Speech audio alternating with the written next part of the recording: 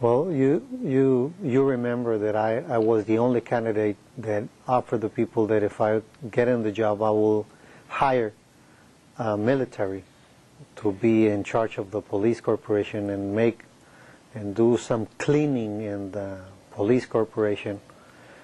And that was the main reason that I hired a military profile.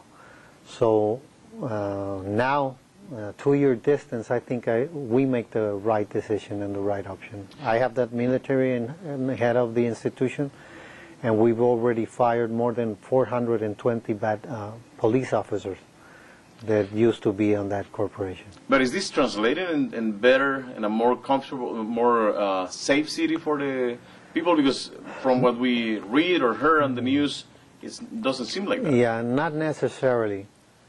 But a few good things are changing in Tijuana. Now the people are on the streets, taking on their hands the city, the streets.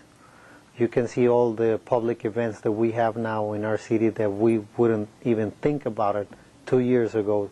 To have 20,000 people on the streets right next to Secut having a concert where women and children were there at midnight, or it wouldn't be possible to think that we can make a bullfight event with 20,000 people in playas de Tijuana. In our restaurants, they used to be alone from 5 p.m. through the night. And now you can see that the economic dynamic and the social and cultural dynamic of the city is growing in confidence. I'm speaking about or telling about quality progress, about the perception of the people in Tijuana. But you are now facing one of the most dangerous challenges from organized crime that is translated or focuses specifically on your public safety director, Lieutenant Julian Leizaola. And that has the organization has launched a campaign to make him resign. And this is, according to many observers, is costing a lot of lives of your officers. Yes, when somebody works at a police corporation, his life is on the line. And mostly in a city like Tijuana. I don't have many options.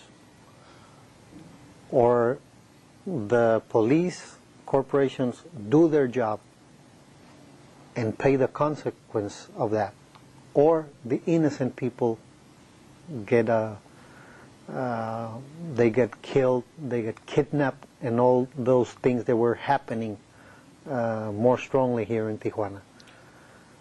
But we are seeing that innocent bystanders are being killed. A couple of weeks ago, we saw the case of a little girl, a 15-year-old girl who got killed by a stray bullet. In a previous incident, one officer was killed riding back from his shift along with a friend, and he got killed also. So we're still seeing a lot of people innocent. Not a lot, but some innocent bystanders. Yeah, not a lot.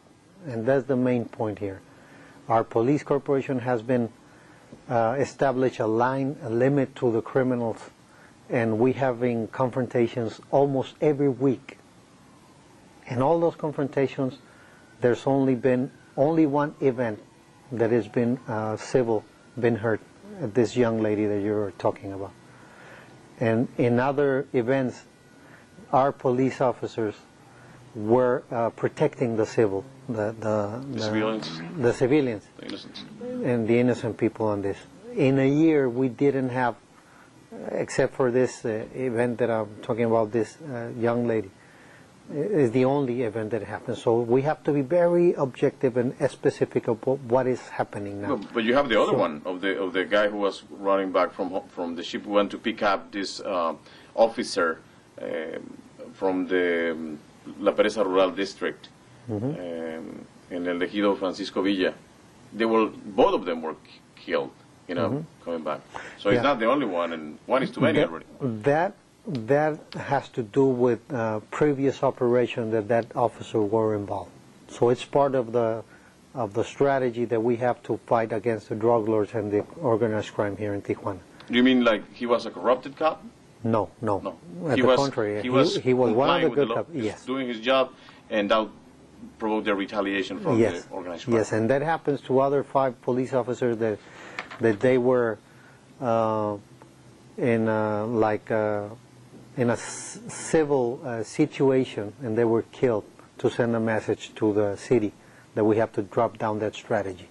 So what is important in our point of view is that we have to keep the right track. The first step that we have to make is to clean our corporation and be in absolute control of that corporation. That's the first step. You cannot go to make some public safety strategies in the